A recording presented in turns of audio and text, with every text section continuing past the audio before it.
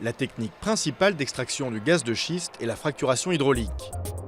Avec un derrick, on perce en profondeur puis à l'horizontale. Pour fracturer la roche et libérer le gaz, d'énormes quantités d'eau sont injectées accompagnées de produits chimiques, une méthode controversée. D'autres techniques sont envisagées. Certaines consistent à remplacer l'eau par un autre fluide sous pression, par exemple de l'hélium, du CO2, de l'azote ou encore du propane. La fracturation au propane est aujourd'hui l'alternative la plus aboutie. Elle peut se faire sans eau ni produits chimiques mais présente des risques importants car le propane est inflammable. Par ailleurs, d'autres procédés physiques sont étudiés. Par exemple, la fracturation par explosif, sans eau ni additifs mais qui présente notamment des risques d'explosion en surface.